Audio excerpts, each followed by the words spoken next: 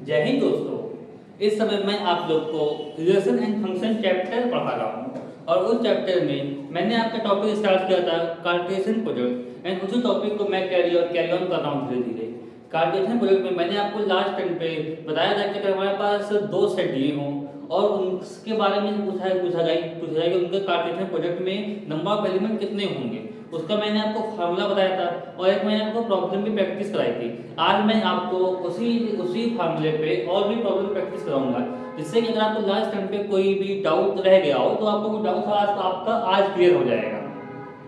हमारे पास दो सेट ये होते हैं, एक सेट है दूसरा सेट भी, और पूछा जाता है कि ए क्रॉस बी में नंबर ऑफ एलिमेंट कितने होंगे, तो हम लोग उस फार्मूले की हेल्प से इजीली निकाल सकते हैं। आइए आज हम लोग उसको कैरी ऑन करते हैं। अगर आपको लास्ट टाइम का फार्मूला अच्छे से याद होगा तो आप कर लेंगे। वैसे भी काफी सिंपल वो होते हैं, क्वेश्चन फॉर्म में आते हैं आप लोग के एग्जाम में, तो आप लोग अगर इसको सीखेंगे तो इजीली आप लोग अपने एग्जाम में मार्क्स स्कोर कर सकते हैं।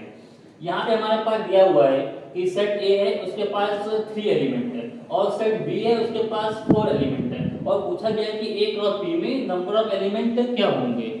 यहाँ पे तो हमको सीधे सीधे बता दिया कि ए के पास कितने एलिमेंट है, बी के पास इतने एलिमेंट है, तो आप लोग को तो क्या फायदा हो गया, क्योंकि आप लोग को यहाँ पर नंबर ऑफ एलिमेंट काउंट ही नहीं करने हैं। इसने ए के बता दिया बी के बता दिया, तो आपको सीधे ए क्रॉस बी के नंबर ऑफ एलिमेंट निकालना है।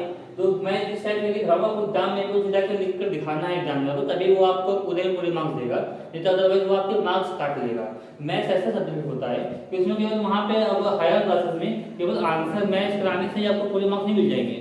उसमें आपने किस टाइप से सॉल्यूशन दिया हुआ है, आप किस टाइप से मतलब कि एक्सपेक्ट करते हैं अपने क्वेश्चन को, अपने सॉल्यूशन को, उस हिसाब से ही आपको मार्क्स मिलते हैं अंदर। तो यहाँ पर सबसे पहले जो दिया हुआ उसको हम लोग लिख लेंगे। यहाँ पे हमारे पास ये है कि ए के पास 3 एलिमेंट है, तो हमारे पास होगा n इक्वल टू 3। इसका मतलब होता है number of element equal to 3। A के पास 3 एलिमेंट है और बी के पास 4 एलिमेंट है, तो हमारे पास हो गया nb इक्वल टू 4।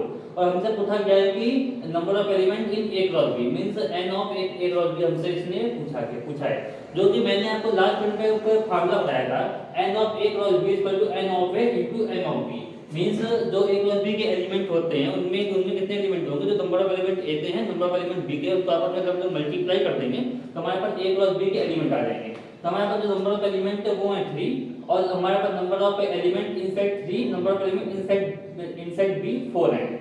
ठीक है, तो हमारे पास मतलब ए में हमारे पास एलिमेंट जो होगा 3 होगा और बी में हमारे पास एलिमेंट होगा 4 होगा, तो इनका आपस में हमने मल्टीप्लाई करा दिया तो हमारे पास ए क्रॉस बी में एलिमेंट आ गए 12। ये हमारा हो गया फाइनल आंसर। इसमें आपको करना कुछ था नहीं, बिल्कुल सिंपल सा क्वेश्चन था।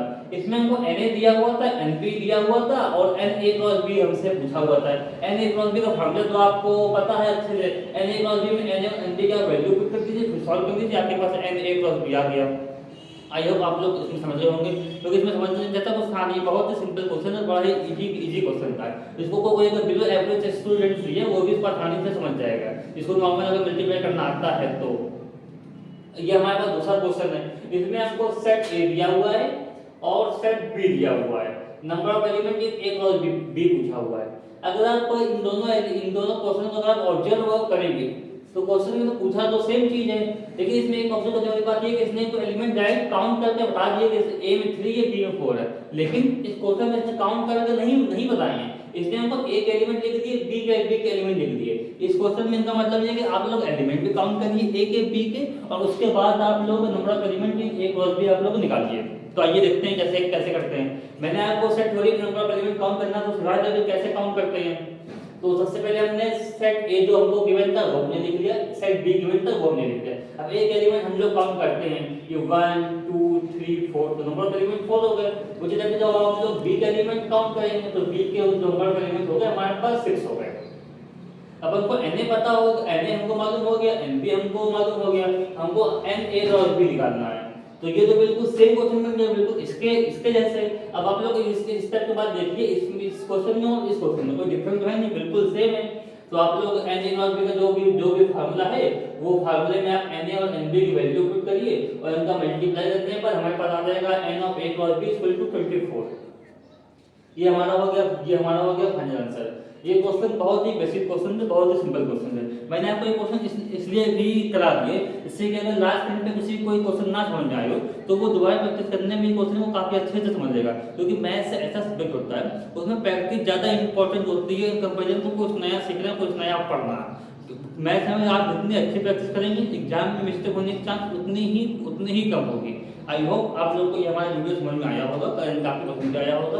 अगर आपको अभी भी कोई डाउट है तो आप वीडियो को रिप्ले करके वापस से देख सकते हैं। आई होप आपको सारे डाउट्स क्लियर हो जाएंगे वीडियो को दोबारा देखने में। अगर आपको हमारा वीडियो पसंद आया हो तो आप लोग लाइक शेयर एंड सब्सक्राइब करना ना भूलिएगा। मिलते हैं नेक्स्ट वीडियो में, धन्यवाद।